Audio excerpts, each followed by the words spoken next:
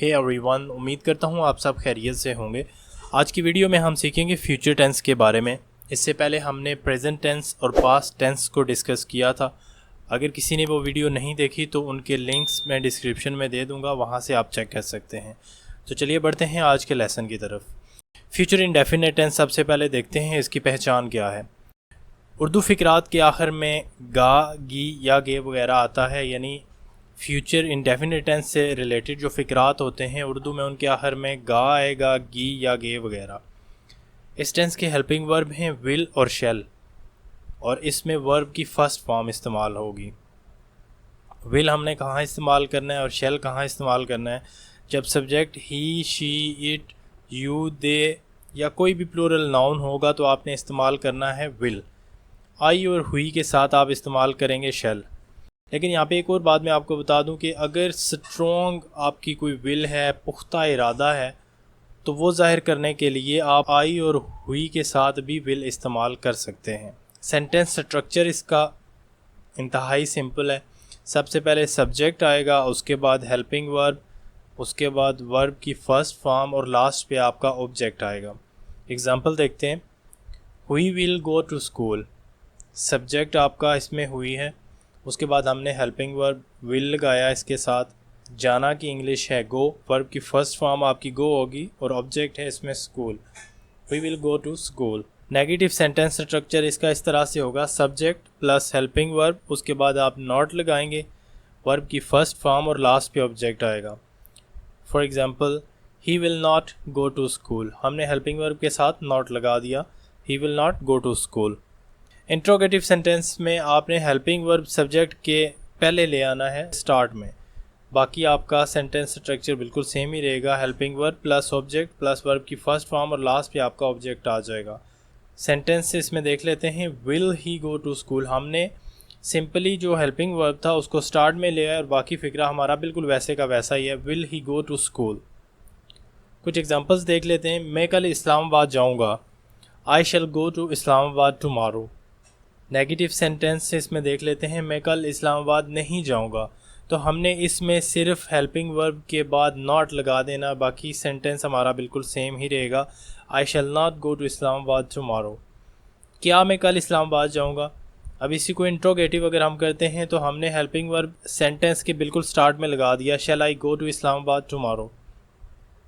आप काम पर जाएंगे, you will go to work. आप काम पर नहीं जाएंगे, You will not go to work. क्या आप काम पर जाएंगे? Will you go to work? Next देखते हैं फ्यूचर कंटिन्यूस टेंस। इसकी पहचान ये है कि इससे मतलब उर्दू फ़िक्रात के आखिर में रहा होगा, रही होगी, रहे होंगे वगैरह आता है।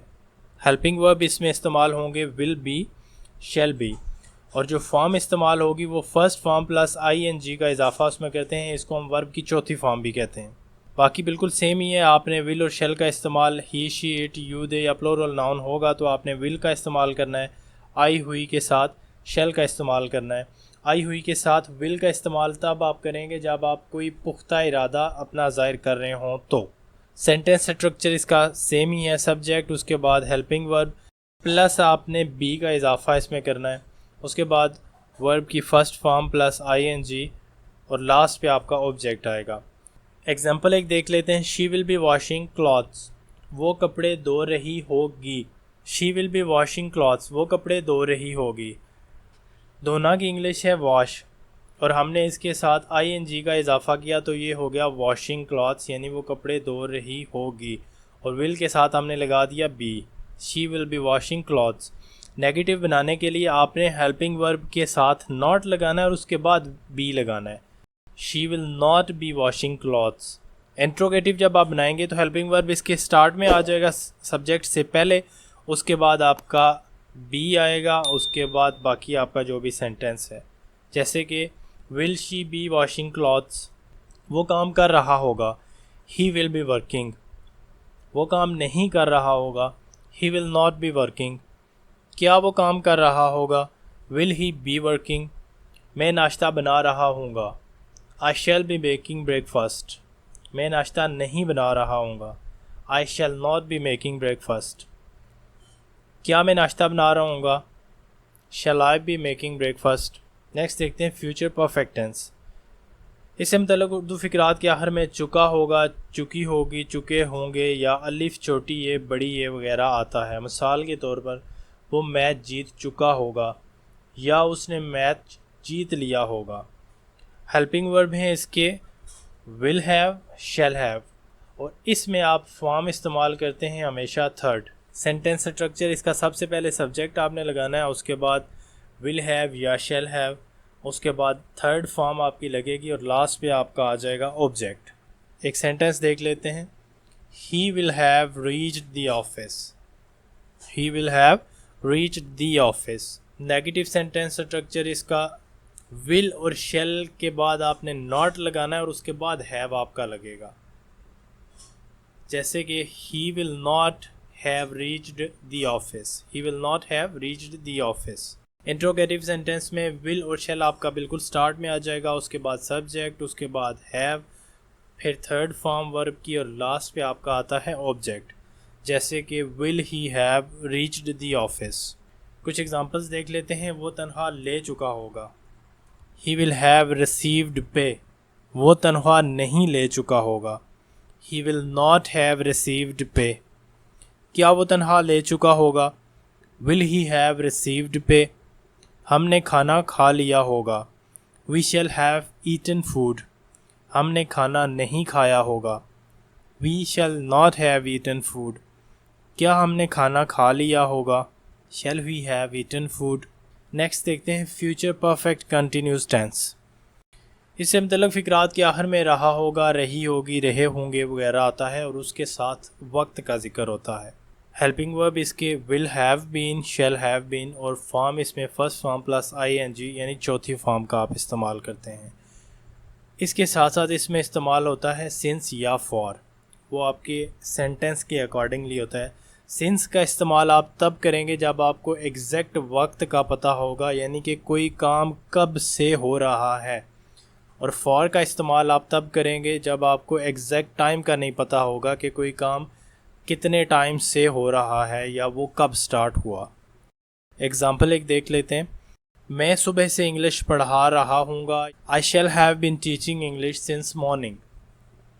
अगर मैं यहाँ पे कहता हूँ कि मैं 10 साल से इंग्लिश पढ़ा रहा हूँगा, तो अब हमें नहीं पता चलता कि वो 10 साल कब स्टार्ट हो रहे हैं, तो उसके लिए इस तरह से होगा sentence I shall have been teaching English for 10 years. ठीक है। नेगेटिव सेंटेंस स्ट्रक्चर में आपका सबसे पहले सब्जेक्ट आएगा, उसके बाद विल और shall plus not plus have been, उसके बाद फर्स्ट फॉर्म ऑफ वर्ब, उसके साथ ING का इजाफा करेंगे और लास्ट पे आपका आएगा object. I shall not have been teaching English since morning. Interrogative sentence जब आप बनाएंगे तो उसमें विल और शैल को आपने बिल्कुल स्टार्ट में ले आना है, उसके बाद सब्जेक्ट है, उसके बाद प्लस हैव बीन है, फिर वर्ब की फर्स्ट फॉर्म प्लस ING और लास्ट पे आपका ऑब्जेक्ट आता है। जैसे कि shall I have been teaching English since morning. कुछ एग्जांपल्स देख लेते हैं। मैं सुबह से इंग्लिश पढ़ा रही होंगी या मैं सुबह से इंग्लिश पढ़ा रहा हूँगा। I shall have been teaching English since morning. मैं सुबह से अंग्रेज़ी नहीं पढ़ा रहा हूँगा। I shall not have been teaching English since morning. क्या मैं सुबह से अंग्रेज़ी पढ़ा रहा हूँगा? Shall I have been teaching English since morning. वो 1 घंटे से लिख रही होगी। She will have been writing for an hour. वो 1 घंटे से नहीं लिख रही होगी। She will not have been writing for an hour. क्या वो 1 घंटे से लिख रही होगी? Will she have been writing for an our.